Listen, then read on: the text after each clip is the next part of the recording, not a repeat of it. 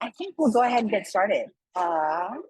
Since we're good. So, well, anyway, welcome to our kickoff Elders Promote the Vote All Ages Phone Banking session. This is a joint effort of Elders Climate Action, the Environmental Voter Project, and Elders for Sound Democracy, a program of Elders Action Network. Let me start by welcoming you here and giving you a chance to hear from our very special guest.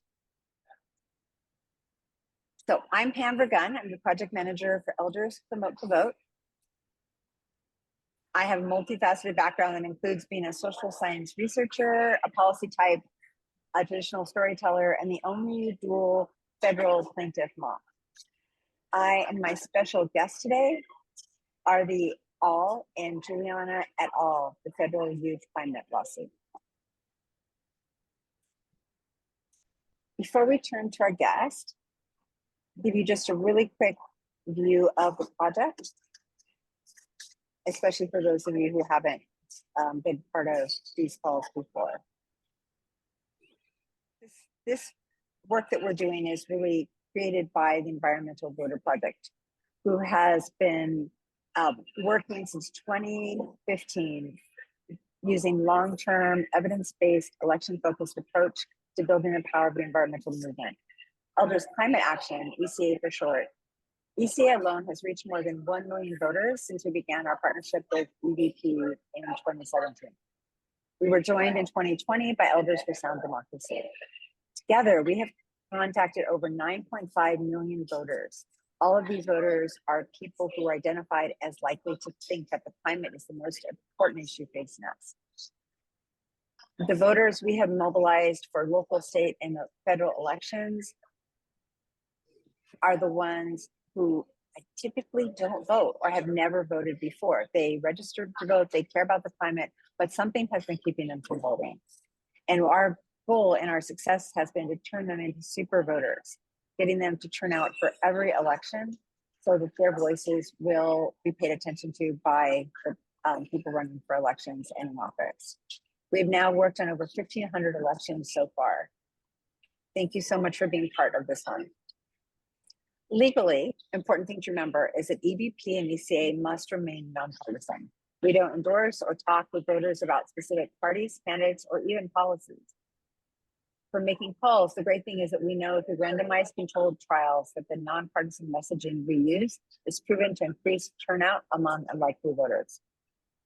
Our goal is to make sure that every elected official, regardless of political party or level of office, must be a climate environmental leader to get elected and stay elected. We'll say a little bit more about this after the following too, but I just want to give you kind of a big picture. Now to our guest. Vic Barrett is one of the 21 young people suing the US federal government for action on the climate crisis through the lawsuit known as Juliana et al. Versus US, nicknamed G3Gov. And a side thing I mentioned, you might have seen some of the posts said, if you brought a friend with you, I have a kind of cool special gift for you. It's a special link. So put your name and your friend's name and your email in the chat if you've done that. Most of these youth have become full-fledged adults since the lawsuit began back in 2015. In addition to being a federal youth climate plaintiff, Vic is a network organizer at PowerShift Network and a really cool person to hang out with. Thank you so much for joining us, Vic. Take it away. Yeah, thank you guys so much for having me. Always love a good phone bank. It means so much. So definitely really want to super enthusiastically thank you for coming out today. And any other days that you guys get to phone bank. I worked on democracy organizing for the Alliance for Climate Education for a while, in Wisconsin specifically, during the gubernatorial election. So yeah, I have a lot of appreciation for people just showing up, making phone calls. I think we can forget the little impact that a little interaction can have. And so I'm glad that you guys are holding on to that. A little bit about myself. I'm 24 years old. I'm actually turning 25 this Sunday. I've been a part of the Juliana versus United States lawsuit since I was 15, 16 years old. I've been doing climate organizing since I was a freshman in high school, mostly working on education and justice. Um, I spent a lot of time as a young person trying to engage with elected officials and having a hard time with that because of my age, but always having appreciation for like the power that they can hold and the power that we hold in putting them into office. Um, and so that's something that's really important to me. Uh, Pam is the mother of one of my co-plaintiffs on the case. And so we've gotten to know each other for a long time. She's definitely seen me grow up in a lot of ways and in the movement. Um, yeah, so I think I just want to emphasize and like share with you guys how important it is to me as a young person, especially that we have adult allies who are willing to talk to folks to make sure that the people that we're getting people in office and that they're at least trying to be a part of the democratic process. I think we don't pay attention to that often, and it's something that we should pay more attention to. It's been a roller coaster, being a youth plaintiff on the case, being a young organizer. But at the end of the day, the point is that we're all trying to protect what we love in the ways that we can. And so you guys being on this phone bank is one of the first steps to that, and a really important step to that. Um, like I said, I've been in this movement since I was 14 years old, so I have a lot of experience in just what it looks like to either get people elected or I guess what it looks like to sue the government. And I think that all the routes that we can take to make change are important. I'll tell you a little bit more about the lawsuit.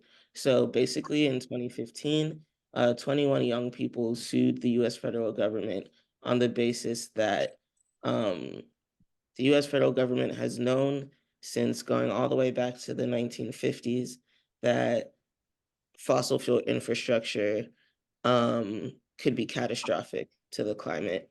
And we try to focus on the fact that the government has taken direct action to perpetuate the climate crisis despite knowing that. And that's why talking about elections and talking about democracy is so important because we are also accountable to who our leaders are. Um, they're the most accountable, but we're accountable for getting into office. So the more we can encourage folks to, you know, really get out there and really vote and really be active in their communities, the best. I always say that it all comes down to who your neighbor is and taking care of your neighbor. And phone banking is a form of that. So this is really exciting, and I'm glad everyone's here to do that. Um, yeah, it's funny, like starting from the experience of being youth plaintiffs, running around in different cities, always trying to get waffles or something when all of our chaperones are like, can you just stay Eugene. still and just calm down? Um, Eugene. especially, yeah, yeah, in Eugene. Off the wall. But um, yeah, having that experience with other young people has always been important for me. It has been really formidable for me. And even though this is like a brief session that you guys will have together, just making phone calls, community is what's at the basis of like what we're all trying to accomplish, right? So I think that that's something definitely to keep in mind. Um, and yeah, and I feel like I really also want to emphasize the allyship of, I think we've all seen that the youth climate movement and the youth movement in general on so many different intersections and so many different issues have been rising up for a while now. And it's really encouraging for me to see all of you here, to know that I always say if you're going to congratulate or say that the youth movement is what's really important, that at least you join in, and that's what all of you guys are doing right here, because it's working for democracy works for posterity. And community works for posterity, and connecting with each other works for posterity. Um, so yeah, Pam, I don't know if you want me to touch on anything else, but That's great. If you have anything else you want to say, go for it. But otherwise, we'll get folks starting to phone bank. okay, awesome.